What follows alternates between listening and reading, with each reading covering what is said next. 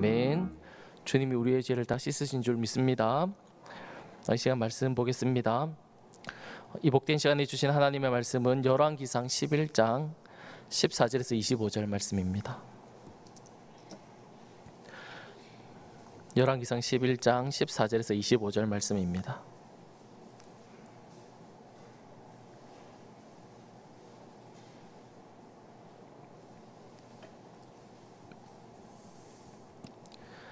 징계 속에 담긴 하나님의 긍휼이라는 제목으로 말씀 받겠습니다. 한 절씩 교독하겠습니다. 여호와께서 에돔 사람 하닷을 일으켜 솔로몬의 대적이 되게 하시니 그는 왕의 자손으로서 에돔에 거하였더라.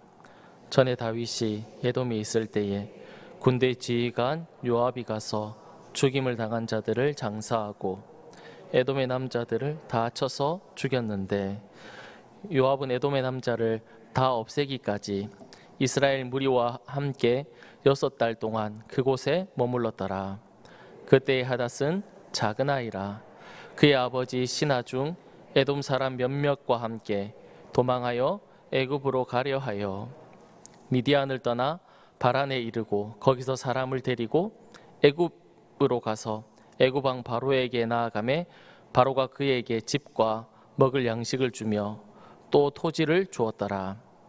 하닷이 바로의 눈앞에 크게 은총을 얻었으므로 바로가 자기의 처제 곧 왕비 다브네스의 아우를 그의 아내로 삼으며 다브네스의 아우가 그로 말미암아 아들 그누밧을 낳았더니 다브네스가 그 아이를 바로의 궁중에서 젖을 떼게 하며 그누밧이 바로의 궁에서 바로의 아들 가운데 있었더라. 하닷이 애굽에 있어서 다윗이 그의 조상들과 함께 잔 것과 군대 지휘관 요압이 죽은 것을 듣고 바로에게 아뢰되 나를 보내어 내 고국으로 가게 하옵소서. 바로가 그에게 이르되 내가 나와 함께 있어 무슨 부족함이 있기에 내 고국으로 가기를 구하느냐. 대답하되 없나이다. 그러나 아무쪼록 나를 보내옵소서 하였더라. 하나님이 또 엘리야다의 아들 르손을 일으켜 솔로몬의 대적다가 되게 하시니 그는 그의 주인 소바 왕 하닷에셀에게서 도망한지라. 다윗이 소바 사람을 죽일 때에 르손이 사람들을 자기에게 모으고 그 무리의 괴수가 되어 다메섹으로 가서 살다가 거기서 왕이 되었더라. 솔로몬의 일평생을 하닷이 끼친 환난 외에 르손이 수리아 왕이 되어 이스라엘을 대적하고 미워하였더라. 아멘. 오늘 본문 말씀 중에서 하닷을 중심으로 해서 말씀을 좀 나누려고 합니다. 시편 127편 말씀에 보면 여호와께서 집을 세우지 아니하시면 세우는 자의 수고가 헛되며 여호와께서 성을 지키지 아니하시면 파수꾼의 깨어 있음이 헛되도다라는 그런 말씀이 시편 127편에 나옵니다. 이 말씀은 무엇을 뜻하는 것일까요? 하나님이 도와주시지 않으면 인간의 모든 수고가 다 헛되다는 것입니다. 여호와께서 집을 세우지 아니하시면 세우는 자의 수고가 헛되고 여호와께서 성을 지키지 아니하시면 파수꾼의 깨어 있음이 헛되도다. 하나님이 도우시지 않으면 우리의 모든 수고가 다 헛되다라고 그렇게 말씀하고 있는 겁니다. 사람들이 아무리 많은 노력을 하고 또 방비를 잘한다고 하고 또 잘 준비되었다 하더라도 하나님의 도움이 꼭 필요하다라는 것을 우리에게 가르쳐주는 그런 말씀입니다. 우리는 계속해서 솔로몬에 대해서 또 그리고 그의 시대에 대해서 우리가 살펴보고 있는데요. 솔로몬의 이름에는 평화라는 그런 뜻이 그 이름 속에 담겨져 있습니다. 그 이름의 뜻대로 지금까지는 이스라엘 백성들이 솔로몬이 다스리는 나라가 평화로운 그런 삶을 살아왔습니다. 그 이유는 표면적으로 우리가 보기에는 그들이 평화로운 삶을 살 수 있었던 이유는 경제적으로 부유했습니다. 우리가 전에 살펴보았듯이 그 나라는 은을 귀하게 여기지 않았습니다. 우리는 은하면 참 좋은 건데 그 나라는 은을 귀하게 여기지 않는 나라, 은이 마치 길에 있는 돌멩이와 같이 그렇게 흔한 것이 은이었습니다. 그만큼 부유한 나라였습니다. 뿐만 아니라 국방력도 다 갖추고 있었죠. 그것이 표면적으로 보면 그의 나라가 평안하고 안전할 수 있었던 그런 이유였습니다. 그러나 더 실제적인 이유는, 그러니까 정말 중요한 이유는 그들이 안전하고 평안하고 행복하게 살아갈 수 있었던 정말 궁극적인 이유는 바로 하나님의 도움이 있고 하나님의 은혜가 그 나라 가운데 있었기 때문에 그 나라가 평안하고 안전하게 살아갈 수 있었습니다. 그런데 오늘 본문을 보면 그 평안이 깨어지는 것을 우리가 볼 수 있습니다. 솔로몬의 대적인 하닷과 그리고 르신이 일어나서 솔로몬의 대적이 되었다, 그렇게 말씀을 하고 있기 때문에 그렇습니다. 오늘 이런 본문의 내용을 가지고 두 가지 메시지를 여러분과 나누려고 합니다. 먼저 첫 번째로는 평안은 하나님이 주시는 것이라는 사실입니다. 평안은 우리가 만들어내는 것이 아니고 하나님이 주시는 것이다, 그렇게 말씀하고 있다는 겁니다. 솔로몬이 통치할 때 그의 나라가 평안할 수 있었던 것은 앞에서도 언급했지만 물질의 부요함이나 군대의 강함에 있지 않았다라는 것입니다. 이스라엘의 평안은 하나님 때문에 유지될 수 있었다라는 사실이죠. 14절 말씀 우리가 한번 읽어보면 14절 말씀을 우리가 한번 읽어보면 좋겠습니다. 시작. 여호와께서 에돔 사람 하닷을 일으켜 솔로몬이 대적이 되게 하시니. 23절 말씀도 우리 화면 보면서 같이 읽으면 좋겠습니다. 시작. 하나님이 또 엘리야다의 아들 르손을 일으켜 솔로몬의 대적자가 되게 하시니. 솔로몬의 대적자가 일어났다, 그렇게 말씀하고 있는데 그 대적자를 누가 일으켰다라고 말씀하고 있습니까? 여호와 하나님께서, 하나님이 그 대적자를 세웠다, 그렇게 본문에서 말씀을 하고 있다는 겁니다. 이 말을 반대로 바꾸어서 말을 해보면 그동안 솔로몬의 대적자가 일어나지 않았고 이스라엘 나라가 평안하고 안전할 수 있었던 이유는 무엇입니까? 하나님께서 그 땅에 대적자가 일어나지 않게 해주고 하나님께서 그 땅에 평안을 허락해 주셨기 때문에 이스라엘 백성들이 평안하고 안전한 그런 삶을 살아갈 수 있었다라는 그런 이야기도 됩니다. 그런데 솔로몬이 그 사실을 잊어버린 것 같습니다. 평안은 하나님이 주신다라는 이 사실을 솔로몬이 잊어버린 것 같다는 거죠. 그래서 솔로몬은 자신의 나라의 안정과 평안을 위해서 무엇을 선택하냐면 이방 여인들과의 결혼을 선택합니다. 결혼을 통해서 우리나라를 안전하게 하고 결혼을 통해서 우리나라가 평안하게 하기 위해서 이방 여자와 결혼을 한다는 거죠. 열왕기상 11장 1절 말씀을 이렇게 보면 이렇게 말씀합니다. 솔로몬 왕이 바로의 딸 외에 이방의 많은 여인을 사랑하였으니 곧 모압과 암몬과 에돔과 시돈과 헷 여인이라. 여러 나라 사람들과 솔로몬이 결혼을 통해서 평안과 안전을 지키려고 했던 것입니다. 평안은 누가 주는 것이었습니까? 이스라엘의 안전은 누구로부터 만들어지는 것이었습니까? 하나님이었습니다. 근데 솔로몬은 하나님께로부터 이 평안과 안전이 온다는 것을 잊어버리고 자신의 힘으로, 자신의 지혜로 그 평안과 안전을 만들려고 했던 것입니다. 근데 오히려 이게 독이 되어서 자신의 나라를 혼란스럽게 하고 어지럽게 만들어 버렸다라는 것이죠. 재미있는 사실은 솔로몬의 대적이 일어난 하닷이라는 사람은 에돔에 살다가 자신의 목숨을 부지하기 위해서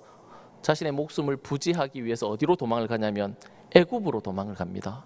애굽이라는 나라로 도망을 갔다는 겁니다. 그곳에서 왕의 눈에 들어서 왕이 자신의 처제를 아내로 이렇게 주게 됩니다. 19절 말씀인데요. 거기 보면 이렇게 기록하고 있습니다. 하닷이 바로의 눈앞에 크게 은총을 얻었으므로 바로가 자기의 처제 곧 왕비 다브네스의 아우를 그의 아내로 삼음에, 그렇게 말씀하죠. 솔로몬의 대적 하닷이라는 사람이 어디에서 살다가 이스라엘로 돌아와서 솔로몬의 대적이 되었냐면 애굽이라는 나라였습니다. 애굽에 있다가 이스라엘로 돌아왔다는 것이죠. 근데 솔로몬은 애굽과 평화를 만들기 위해서, 유지하기 위해서 어떤 방법을 선택했냐면 바로의 딸과 결혼을 했습니다.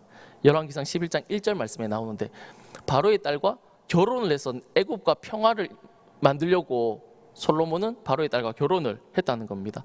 근데 그 대적이 어디서 왔냐면 애굽이라는 땅에서 와서는 솔로몬의 대적이 되었다, 그렇게 말씀을 하고 있다는 것입니다. 이런 사실을 본문이 우리에게 보여주면서 평화와 안전은 누구에게서부터 오는지 더 명확하게 우리에게 가르쳐주고 있고 보여주고 있다는 겁니다. 사랑하는 여러분, 이 땅의 평화와 안전은 누구의 손에 달려 있습니까? 하나님의 손에 달려 있는 줄 믿습니다. 그렇다면 우리의 가정이나 우리의 공동체, 이런 평화와 안정도 누구의 손에 달려 있습니까? 우리의 손에 달려 있는 것이 아니라는 것입니다.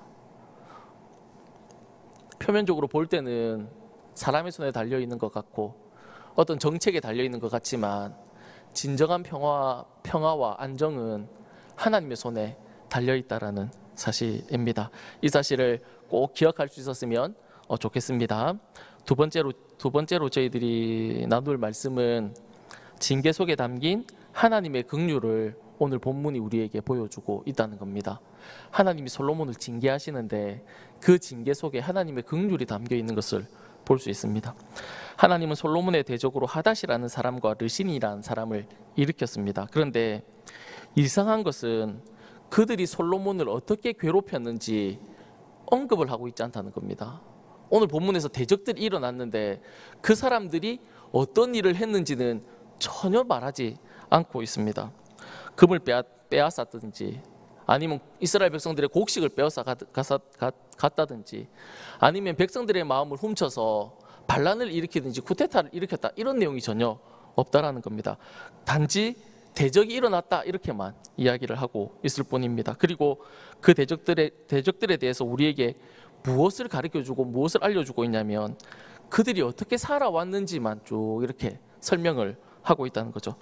하닷을 소개하면서 그의 삶이 어땠는지 14절부터 22절까지 설명하고 있는데 간략하게 정리하면 이런 것입니다. 에돔 사람이었습니다. 에돔 사람이었는데 요압이 에돔에 있는 남자들을 다 죽이다 보니까 어릴 때 피해서 애굽으로 도망을 갑니다. 하닷이라는 사람은 에돔 사람이었는데 요압을 피해서 애굽으로 내려갔다는 겁니다. 그리고 그곳에서 결혼도 하고 자녀도 낳고 행복하게 살았습니다. 근데 그 살다가 다윗이 죽고 또 특별히 자신을 죽이려고 했던 요압이 죽었다라는 소식을 듣고는 이스라엘 땅으로 돌아오는 그런 삶을 살았다라고 소개를 하고 있습니다. 이런 인생 스토리를 들으면 생각나는 사람이 있다는 겁니다. 목숨을 부지하기 위해서 애굽으로 갔다가 그 애굽에서 살다가 자신을 죽이려고 하는 사람이 죽자 이스라엘 땅으로 들어간 그런 사람들을 생각하면 누가 생각이 날 수 있냐면 모세라는 사람이 생각날 수 있다는 겁니다. 실제로 유대인들은 이 글을 읽으면서 모세라는 사람을 다 생각한다고 그렇게 이야기를 합니다. 그런데 우리는 모세도 떠오르지만 더 중요한 한 사람이 떠올라야 합니다. 그 사람이 누구냐면 바로 예수 그리스도라는 사실입니다. 예수님은 이 세상에 태어났을 때 헤롯 왕이 예수님을 죽이려고 했습니다. 그런데 이 헤롯 왕은 이두메라는 왕조인데 이 이두메가 무엇이냐면 에돔이라는 것입니다. 하필이면 에돔이죠. 하닷은 어디 사람이냐면 에돔이거든요. 그러니까 예수님이 태어났을 때 왕조였던 그 예수님을 죽이려고 했던 헤롯이 에돔 왕조였다라는 거죠. 그러니까 하필이면 에돔이라는 겁니다. 그리고 마태복음 2장 13절 말씀을 보면 이렇게 기록하고 있습니다. 그들이 떠난 후에 주의 사자가 요셉에게 현명하여 이르되 헤롯이 아기를 찾아 죽이려 하니 일어나 아기와 그의 어머니를 데리고 애굽으로 피하여 내가 내게 이르기까지 거기 있으라 하시니, 그렇게 말씀하고 있습니다. 예수님이 자신의 목숨을 죽이려고 했던 헤롯을 피해서 어디로 피신을 가게 됩니까? 이집트 애굽으로 이렇게 피신을 갔다라고 그렇게 말씀을 하고 있습니다. 그리고 나중에 이 예수님의 목숨을 찾는 사람이 죽게 되자 예수님께서 다시 이스라엘로 돌아오는 그런 모습을 우리에게 보여주고 있습니다. 하닷과 예수님의 삶이 비슷하죠. 비슷하지 않습니까? 예수님이 이 땅에 왜 오셨습니까? 요한복음 3장 17절 말씀 보면 이렇게 기록하고 있는데 같이 읽으면 좋겠습니다. 시작. 하나님이 그 아들을 세상에 보내신 것은 세상을 심판하니 아니요 그로 말미암아 세상이 구원을 받게 하려 하심이라. 아멘. 누가복음 5장 32절 말씀도 한 번 더 같이 읽었으면 좋겠습니다. 시작. 내가 의인을 부르러 온 것이 아니요 죄인을 불러 회개시키러 왔노라. 아멘. 예수님께서 이 세상에 오신 이유는 죄인을 불러서 회개시키러 왔다, 그렇게 말씀하고 있고, 심판하기 위해서 오신 것이 아니라 내가 그를 구원하기 위해서 왔다, 그렇게 주님께서 말씀하고 있다는 겁니다. 솔로몬의 삶은 죄인의 삶이었죠. 하나님을 떠난 삶, 하나님의 말씀을 어기는 그런 삶을 살았습니다. 그런데 하나님은 그의 삶에 대적자를 일으켰습니다. 그런데 그 대적자의 모습 안에 예수 그리스도라는 모습을 숨겨놓고 있다라는 거죠. 그리고 솔로몬에게 말씀하고 있습니다. 너의 죄, 그 문제, 죄의 문제, 예수로 해결될 수 있다는 것을 보여주고 있다라는 거죠. 너가 잘못 살고 너가 나를 떠나는 삶을 살았던 그 죄의 문제를 내가 예수로 해결하겠다라는 것을 이 하닷이라는 대적자의 그 삶 속에 이 예수 그리스도를 숨겨놓고 있다라는 것입니다. 사랑하는 여러분, 하나님은 오늘도 동일하게 우리에게 똑같이 말씀하고 계시다는 겁니다. 죄는 예수로 해결된다는 것입니다. 죄는 예수로 해결된다라는 것을 우리에게 말씀하시죠. 하나님 앞에 나오면, 예수님 앞에 나오면 다 된다는 겁니다. 우리가 하려고 애쓰고 우리가 하려고 노력하고 그렇게 하지 말고 하나님 앞에 나와서 우리가 우리의 죄를 고백하면, 기도하면 다 해결된다, 주님께서 그렇게 말씀을 하고 있다는 겁니다. 하나님의 긍휼이 얼마나 크신지, 진노하고 있는 가운데서도, 벌하는 그 가운데서도 하나님의 긍휼이 그 속에 숨어져 있는 것을 우리가 볼 수 있다는 겁니다. 사랑하는 여러분, 그 하나님 때문에 온 하루를 살아갈 때도 기쁨이 있었으면 좋겠습니다. 우리의 삶에 참 문제가 많고 어려운 일들도 많고 그렇지만 우리의 삶 가운데 여전히 숨어있는 그 하나님의 은혜와 긍휼을 발견하심으로 말미암아 늘 행복하고 오늘도 행복하고 기쁜 하루가 되는 저와 여러분의 삶이 다 될 수 있기를 간절히 소망합니다. 기도하겠습니다. 살아계신 하나님 아버지, 고맙고 감사합니다. 말씀을 통하여 평안은 하나님께서 주신다라는 것을 깨닫게 하시고 알게 하신 것 감사합니다. 하나님 아버지, 우리가 노력하고 우리가 아무리 애써도 주님께서 평화를 허락해 주시지 않으면 우리는 평화를 누릴 수 없음을 하나님 아버지 앞에 고백합니다.